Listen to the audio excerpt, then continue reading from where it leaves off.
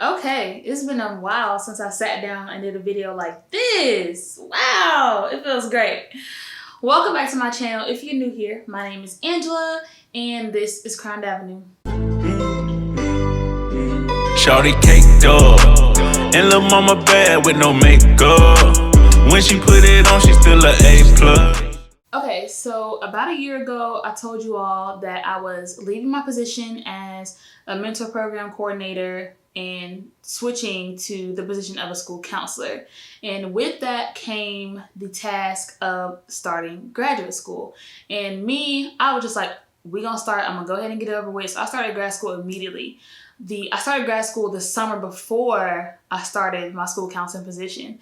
So I started in the summer of 2019, and then I took classes also in the fall of 2019, so last fall. And I got a lot of experience working full-time and being a quote-unquote full-time graduate student online. It was a lot. So I'm just going to share with y'all some tips on how I got organized, how I stayed on top of things. And I think it's very timely for me to do this because although I won't be taking any classes in the fall, I will start taking classes again in January, and there will be something a little different in January. I will have about 3-4 month old baby in the mix by the time classes start. So I need to be on top of my game. Even though I'll have a couple months to myself so that me and my husband can get acclimated to being parents and get to know her. Without school in the mix for me, he'll be in school online. But I won't be in school online.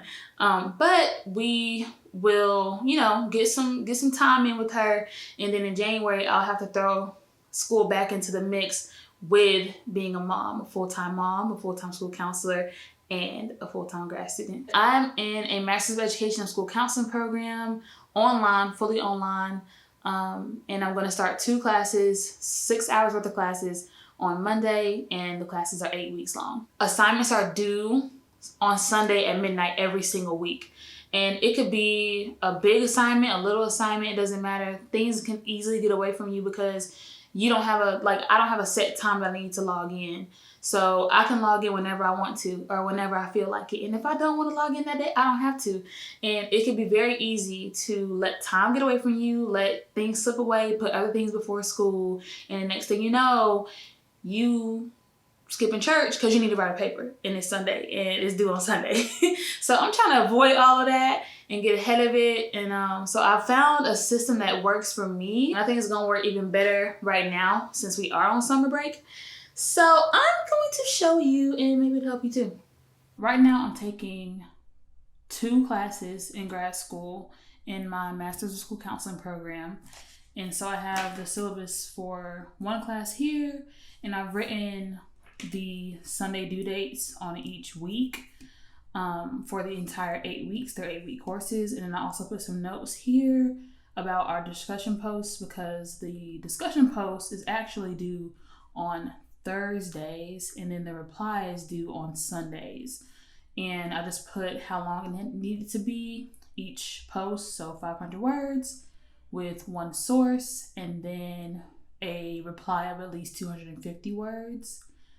And then just a note about the source and a note about where the quizzes come from, which book the quizzes are pulled from. So that's the readings. Those are the readings that I will prioritize every week. I've also started to do the same thing for this class, but I wanted to kind of go through it with you all. So on the first quiz in this class, I made a 23 out of 25, and I just took that today. I actually got behind. For these discussion posts, so the discussion boards, they're due on Wednesday.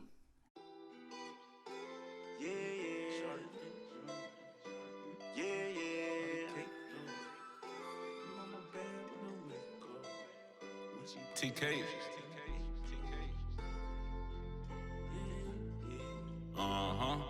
So I'm also taking an entrepreneurship certificate program through the Bank of America and Cornell, so Cornell University.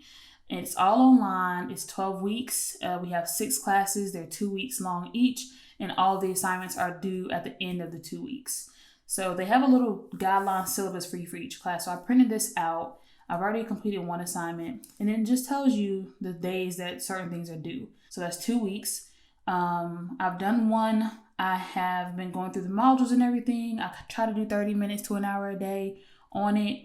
And so this is how I keep track of that. And so that is going to go along with my academic planner and my academic kind of outline for July as well. All right. This is my outline for the month of July, my overview, and then just some notes that I wanted to go over in the video that I'm posting for y'all. This is going to tell me what all needs to go in my planner. This is my 2020 passion planner. It's dated. I've been using it all year. Sometimes I use it more than others. But this is my passion planner. And we are just going to jump right to the month of July. So now we get to go through and transfer everything from this overview to our planner.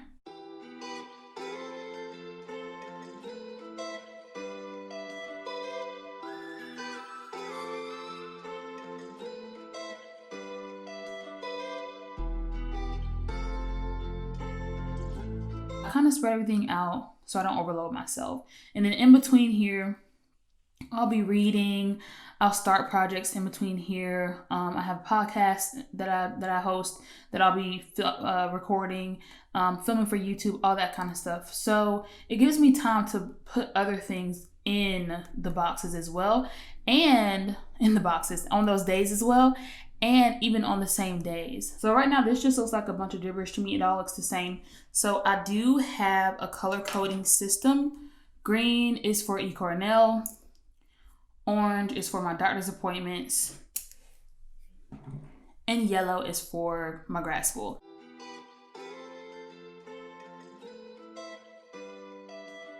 So that is what my month looks like as far as school, grad school, eCornell, and then I have one birthing center appointment scheduled, which I'm really excited for. If you don't know, I am pregnant. We are pregnant. We're expecting a baby girl in October.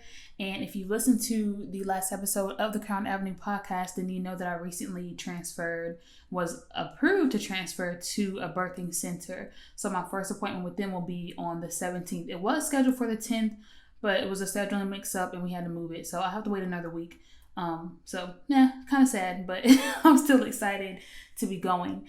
And so you'll be hearing more about that. So I feel like this video is getting a little bit long. So what I'm going to do is I will go through and write, in everything here, fill in all this. I did purchase a sticker book from Passion Planner because they're having a sale right now where if you make a purchase of $10 or more, then you get a free 2020 dated planner. And that's my new planner.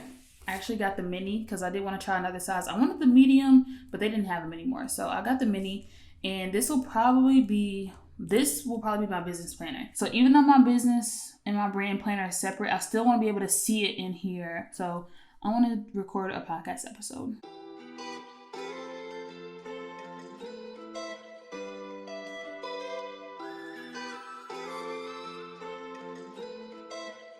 This is my monthly overview. This is what I have to look forward to this month. So I pretty much have something to do every day, but I do have some days where I kind of can play around with. And really every day I just have a small thing to do because it's all about those small steps that you need to take to reach your big goals. So even though these are my bigger goals for the month, my due dates, my deadlines, they are spaced out in a way that makes it feel and look like baby steps towards the bigger picture. I decided to go ahead and give y'all a time lapse of the rest of my monthly layout with me just filling in all of this around here. So here we go.